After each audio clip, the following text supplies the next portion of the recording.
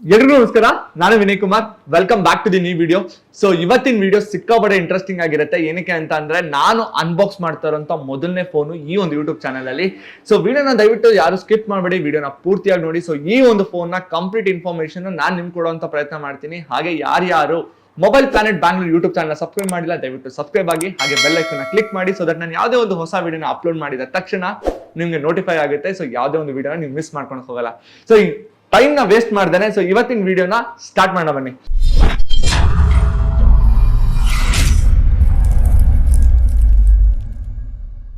So ಇವತ್ತು ನನ್ನ ಮುಂದೆ ಇರೋದು OnePlus Nord 3 5G phone. So ಏನಕ್ಕೋಸ್ಕರ ಈ ಫೋನ್ ಫಸ್ಟ್ ಅನ್ಬಾಕ್ಸ್ ಮಾಡ್ತಾ ಇದೀನಿ ಅಂತ ತುಂಬಾ ಜನ ತಲೆನಲ್ಲಿ ಬರ್ಬೋದು. ಸೊ ಅದರಿಂದ ಒಂದು ವಿಷಯ ಇದೆ, ಅದನ್ನ ಹೇಳ್ತೀನಿ ಮೊದಲು. ಸೊ ನಮ್ಗೆಲ್ರಿಗೂ ಐಫೋನ್ ಬಿಟ್ಟು ಕ್ಯಾಮ್ರಾ ಕ್ಲಾರಿಟಿ ಚೆನ್ನಾಗಿದೆ, ಓಕೆ ಒಂದು ಫೋಟೋ ತೆಗೆದ್ರೆ ಚೆನ್ನಾಗಿ ಕಾಣಿಸುತ್ತೆ ಅಂತ ಅನ್ನೋದಾದ್ರೆ ಅದು OnePlus. ಸೊ ಯಾವ್ದಾದ್ರು ಒಂದು ಫೋಟೋ ತೆಗೆದ ತಕ್ಷಣ ಶಾರ್ಟ್ ಆನ್ OnePlus ಅಂತ ಹೇಳ್ಬಿಟ್ಟು ಈ ತರ ಒಂದು ಇಮೇಜ್ ಕೆಳಗಡೆ ಒಂದು ಲೈನ್ ಬರ್ತಾ ಇತ್ತು. ಸೊ ಕ್ಯಾಮ್ರಾ ಕ್ವಾಲಿಟಿ ಡೀಸೆಂಟ್ ಆಗಿತ್ತು. ಬಟ್ ಹೋಗ್ತಾ ಹೋಗ್ತಾ ಏನಾಯ್ತು ಅಂತಂದ್ರೆ ಒಂದಿಷ್ಟು ಫೋನ್ಗಳಲ್ಲಿ ಅಪ್ಡೇಟ್ ಆದ್ಮೇಲೆ ಒಂದು ಲೈನ್ ಬರ್ತಾ ಇತ್ತು. ಅಂದ್ರೆ ಮೋಸ್ಟ್ ಪ್ರಾಬಬ್ಲಿ ಇದು ಯಾರ್ಯಾರು OnePlus ಫೋನ್ಗಳನ್ನ ಯೂಸ್ ಮಾಡ್ತಾ ಇರ್ತಾರೋ ಅವ್ರಿಗೆ ಗೊತ್ತಾಗುತ್ತೆ ನಾನು ಏನ್ರ ಬಗ್ಗೆ ಮಾತಾಡ್ತಾ ಇದೀನಿ ಅಂತ ಹೇಳ್ಬಿಟ್ಟು ಒಂದು ಲೈನ್ ಬರ್ತಾ ಇತ್ತು. ಸೊ ಅದರಿಂದ ತುಂಬಾ ಇರಿಟೇಟ್ ಆಗ್ತಾ ಇತ್ತು. ಆ ಲೈನ್ ನ ತೆಗಿಯಕ್ಕಾಗ್ಲಿ ಇಲ್ಲ ಆ ಪ್ರಾಬ್ಲಮ್ ನ ಫಿಕ್ಸ್ ಮಾಡೋಕ್ಕಾಗ್ಲಿ OnePlus ಅವ್ರ ಕೈಲಿ ಆಗೇ ಇಲ್ಲ. ಸೊ ಇದರಿಂದ ಏನಾಯ್ತು ಅಂತ ಅಂದ್ರೆ ತುಂಬಾ ಜನ ಕಸ್ಟಮರ್ಸ್ ಬಂದ್ಬಿಟ್ಟು OnePlusಗೆ ಹೋಗ್ತಾ ಇದ್ದಿಲ್ಲ. ಬಟ್ ಇವಾಗ ಜನ ವಾಪಸ್ಸು OnePlus ನ ಪರ್ಚೇಸ್ ಮಾಡ್ತಾ ಇದಾರೆ. ಯಾಕಂತ ಅಂದ್ರೆ ಅವರು ಅಷ್ಟು ಒಳ್ಳೆ ಕಂಬ್ಯಾಕ್ ಮಾಡಿದ್ದಾರೆ. So one of the cheapest agent phone ಬಂದ್ಬಿಟ್ಟು OnePlus 11 ಅಲ್ಟಿಮೇಟ್ ಪ್ರೈಸ್ ಅಲ್ಲಿ ಒಳ್ಳೆ ಫೋನ್ ನ ಮಾಡಿದ್ದಾರೆ. ಸೊ ನನ್ನ ಮುಂದೆ ಇರುವಂತ ಫೋನ್ ಆಲ್ಮೋಸ್ಟ್ OnePlus 11R ಅಲ್ಲಿ ಏನೇನ್ ಫೀಚರ್ಸ್ ಇದೆ ಎಲ್ಲಾ ಫೀಚರ್ಸ್ ನಾಡಲ್ ಇದೆ. ಸೊ ನಮ್ಗೆ ನಾಡ್ ಅಂತ ಅಂದ ತಕ್ಷಣ ಮೊದಲು ಬರ್ತಾ ಇರೋದು ಓಕೆ ಇದೊಂದು ಬಜೆಟ್ ಫ್ರೆಂಡ್ಲಿ ಫೋನು. ಸೊ ಇದಕ್ಕೆ ಮುಂಚೆ ಬಂದಂತ ನಾಡು 1, 2 ಬಂದ್ಬಿಟ್ಟು 30,000 ಗಿಂತ ಕಮ್ಮಿ ಪ್ರೈಸ್ ಅಲ್ಲಿ ಬರ್ತಾ ಇತ್ತು. ಬಟ್ ಇದು 30,000 ಗಿಂತ ಸ್ವಲ್ಪ ಜಾಸ್ತಿ ಇದೆ. ಆಲ್ಮೋಸ್ಟ್ ಒಂದು 34,000 ಇಂದ ಸ್ಟಾರ್ಟ್ ಆಗುತ್ತೆ, 33,900 ಇಂದ. ಬಟ್ ನಾನ್ ನಿಜ ಹೇಳ್ತೇನೆ, ಈ ಫೋನ್ಗೆ ಆ ಅಮೌಂಟ್ ಕೊಡೋದು ವರ್ತ್. ಸೊ ಇದರ complete features, specs, price, colours ಎಲ್ಲ ಡೀಟೇಲ್ಸ್ ನಾನು ಹೇಳ್ತಾ ಹೋಗ್ತೀನಿ. ಅದಕ್ಕೂ ಮುಂಚೆ ಈ ಬಾಕ್ಸ್ ನ ಅನ್ಬಾಕ್ಸ್ ಮಾಡೋಣ ಬನ್ನಿ.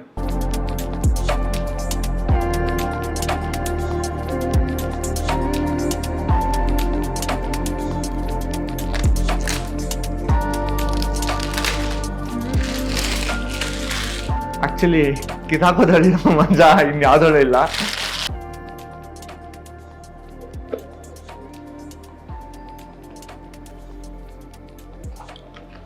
ಸೊ ಮೊದಲದಾಗಿ ಏನೋ ಬಾಕ್ಸ್ ಇದೆ, ನಾಡ್ದೊಂದು ಕ್ವಿಕ್ ಗೈಡ್ ಇದೆ, safety guide, sticker, Nord sticker ಇದೆ, ಮೆಂಬರ್ಶಿಪ್ ಕಾರ್ಡ್, ರೆಡ್ ಕೇಬಲ್ ಕ್ಲಬ್ದು ಮೆಂಬರ್ಶಿಪ್ ಕಾರ್ಡ್ ಇದೆ.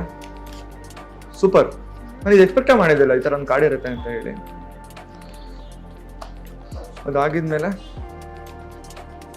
ಒಂದು ಬ್ಯಾಕ್ ಕವರ್ ಇದೆ, ಚೆನ್ನಾಗಿದೆ.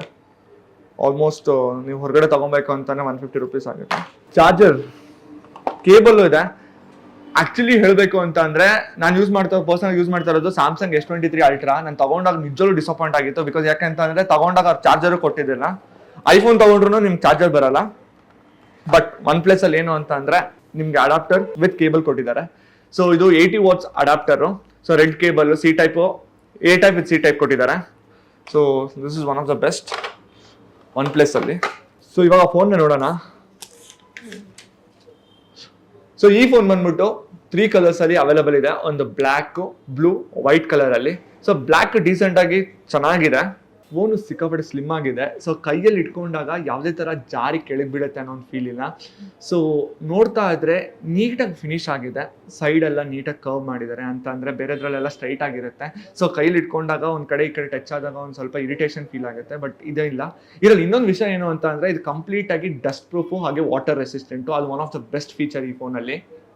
ಹಿಂದೆ ನೋಡಿದ್ರೆ ಹಿಂದೆ ಕಂಪ್ಲೀಟ್ ಗೊರಿಲ್ಲಾ ಗ್ಲಾಸ್ ಇದೆ. ಸೊ ಗೊರಿಲ್ಲಾ ಗ್ಲಾಸು 5 ಪ್ರೊಟೆಕ್ಟರ್ ಇದೆ.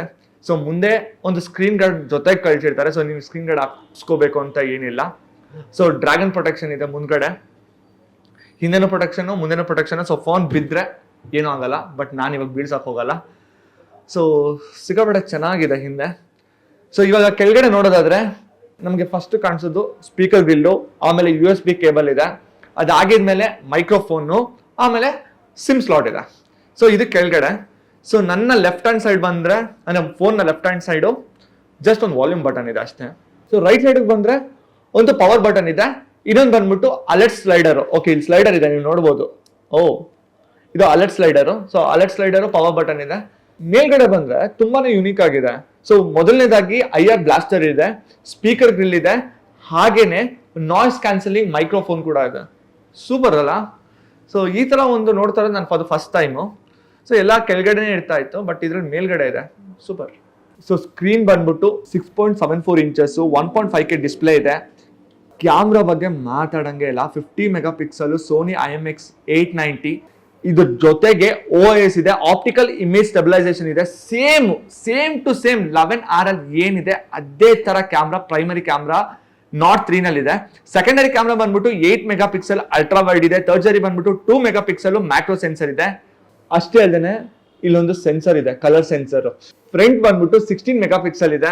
ಸೊ ಸೆಲ್ಫಿ ತಗೊಂಡು ಹುಚ್ಚಿರೋರ್ಗೆ ಮತ್ತೆ ರೀಲ್ಸ್ ಮಾಡೋರ್ಗೆ ಇದು one of the best camera ಅಂತಾನೆ ಹೇಳ್ಬೋದು. ಸೊ ಇದರ ಪ್ರೊಸೆಸರ್ ಬಂದ್ರೆ Dimensity 9000 processor, 8GB RAM, 128GB storage, 16GB LPDD R5X, 256GB UFS 3.1. Battery ಬಂದು 5000 amps ಬ್ಯಾಟ್ರಿ. ಸೊ ನಾನು ಚಾರ್ಜರ್ ಆಗ್ಲೇ ತೋರಿಸಿದೆ, 80 ವಾಟ್ ಚಾರ್ಜರ್. ಸೊ ಫಾಸ್ಟ್ ಆಗಿ ಚಾರ್ಜ್ ಆಗುತ್ತೆ. ಸೊ ಈ ಫೋನ್ನ ಯಾರ್ಯಾರು ಗೇಮಿಂಗ್ ಪರ್ಪಸ್ಗೆ ಯೂಸ್ ಮಾಡ್ತಾರೋ ಅವ್ರಿಗಂತೂ ಒಳ್ಳೆ ಎಕ್ಸ್ಪೀರಿಯನ್ಸ್ ಇರುತ್ತೆ. ಸೊ ಗೇಮಿಂಗ್ ಮಾತ್ರ ಸಿಕ್ಕಾಪಟ್ಟೆ ಸ್ಮೂತ್ ಆಗಿ ನೀವು ಗೇಮ್ಗಳನ್ನ ಆಡ್ಬೋದು. ಬಟ್ ಪ್ರಾಬ್ಲಮ್ ಏನು ಅಂತ ಅಂದರೆ ಆಡ್ತಾ ಫೋನು ಒಂದು ಸ್ವಲ್ಪ ಹೀಟ್ ಆಗುತ್ತೆ ಡೆಫಿನೆಟ್ ಆಗಿ.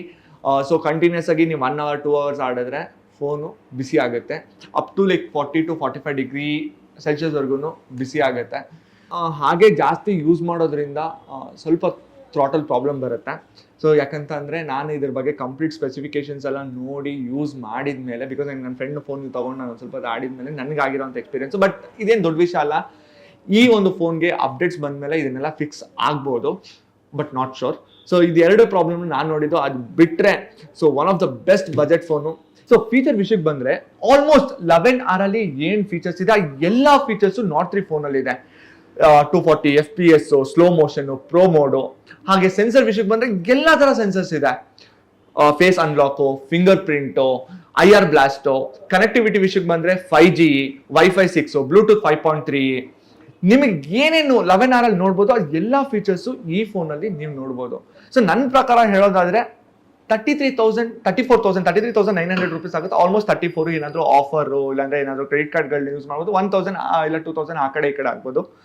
ಏನಾದರೂ ಈ ಒಂದು ಪ್ರೈಸಲ್ಲಿ ನೀವು ಒಂದು ಒಳ್ಳೆ ಫೋನ್ ನೋಡ್ತಾ ಇದ್ದೀರಾ ಅಂತಾನೆ ಕಣ್ಣು ಮುಚ್ಕೊಂಡು ನಾಟ್ 3ನ ಆಫ್ ಮಾಡ್ಬೋದು. One of the best phone ಅಂತಾನೆ ಹೇಳ್ಬೋದು.